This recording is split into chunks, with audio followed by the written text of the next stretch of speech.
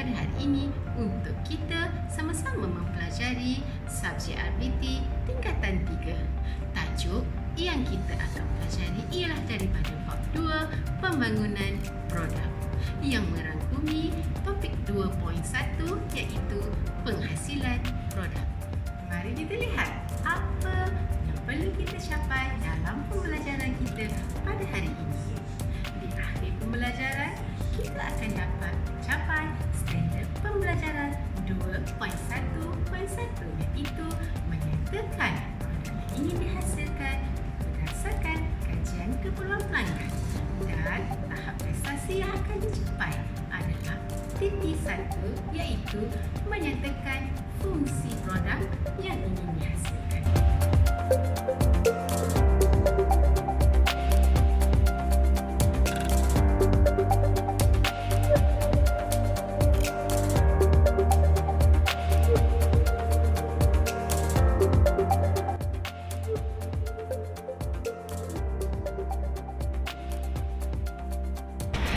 Sebelum kita mengisi borang kajian keperluan pelanggan, mari kita lihat semula apa yang terkandung di dalam borang kajian keperluan pelanggan. Borang kajian keperluan pelanggan mempunyai 3 bahagian, iaitu bahagian A, maklumat pelanggan, bahagian B, latar belakang produk yang digunakan sekarang, dan bahagian C, bahagian penambahbaikan. Borang ini perlu diisi sekurang-kurangnya 3 borang. Pelanggan yang dipilih boleh terdiri daripada orang yang terdekat seperti ibu, bapa, adik-beradik, ibu bapa saudara dan rakan-rakan. Ini adalah contoh borang kajian keperluan pelanggan yang telah siap diisi. Ingat ya murid-murid, borang ini perlu diisi oleh 3 orang pelanggan yang berbeza.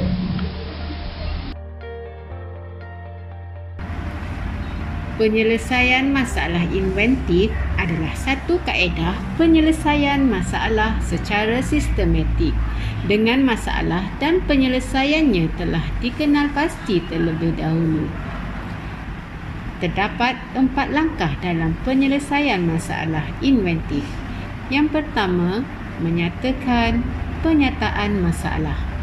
Yang kedua, membuat analisis fungsi. Yang ketiga, menghasilkan model fungsi. Dan yang keempat, membina analisis berantai berdasarkan punca kesan. Mari kita buat langkah yang pertama, iaitu menulis penyataan masalah. Dalam menghasilkan penyataan masalah, ada 2 perkara yang perlu dinyatakan. Yang pertama, kegunaan dan ciri-ciri produk sedia ada, dan yang kedua, kelemahan dan masalah produk sedia ada. Kedua-dua perkara ini perlu digabungkan membentuk satu ayat yang lengkap.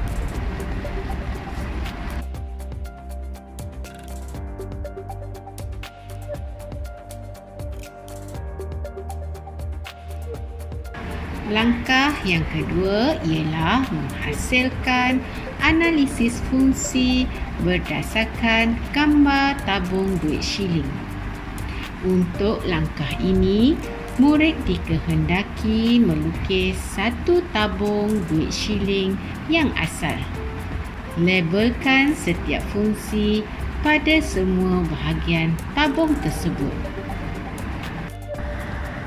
Contoh cara melabel adalah seperti berikut. Bahagian atas tabung, lubang masuk duit, badan tabung, lubang keluar duit, bahagian dalam tabung dan bahagian bawah tabung.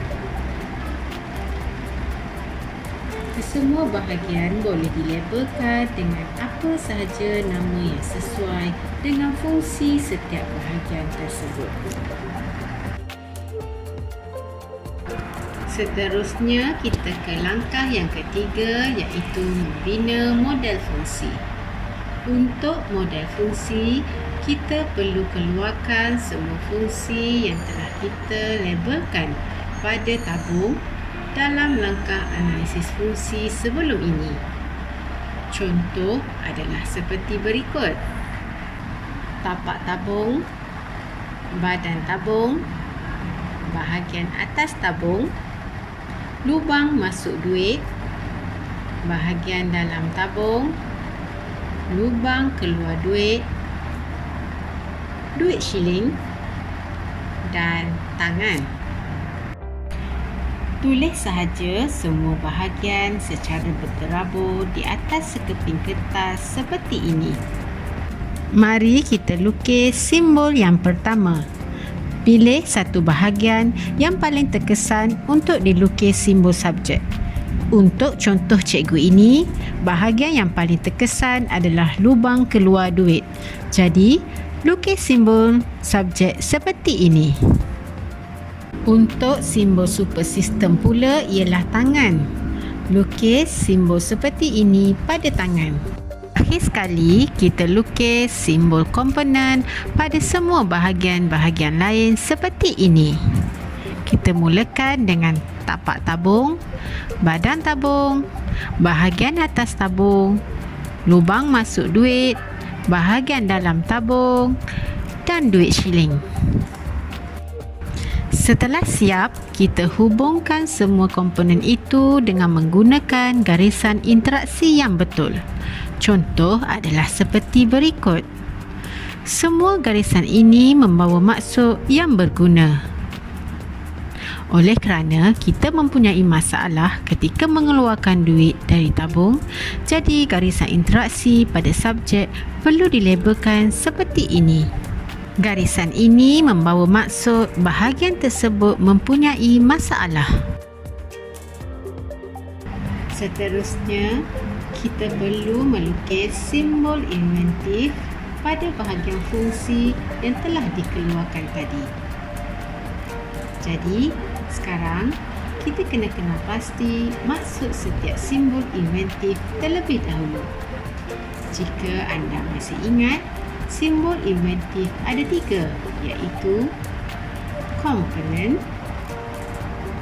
subjek dan super sistem. Daripada model fungsi itu tadi, kita dapat kenal pasti masalah yang wujud ketika hendak mengeluarkan duit shilling dari tabung setelah ia penuh.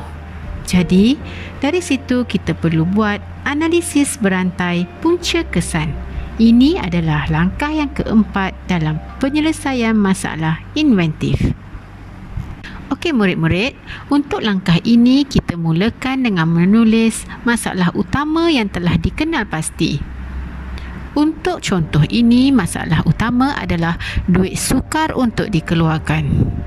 Seterusnya, kita senaraikan pula kenapa berlakunya masalah duit susah hendak dikeluarkan.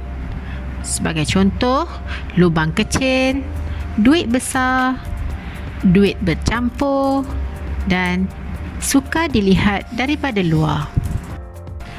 Kemudian, kita keluarkan semua kenapa dan penyelesaian yang boleh dicadangkan untuk semua masalah yang telah kita nyatakan tadi.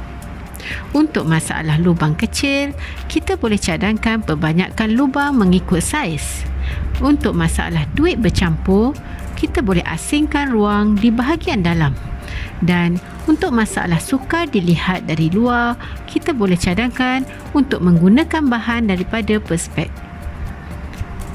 Untuk masalah duit besar pula, tiada penyelesaian yang boleh dilakukan. Jadi, kita boleh biarkan saja tanpa menulis apa-apa pada bahagian tersebut. Maka, selesailah sudah langkah yang keempat dalam penyelesaian masalah inventif, iaitu analisis berantai punca kesan.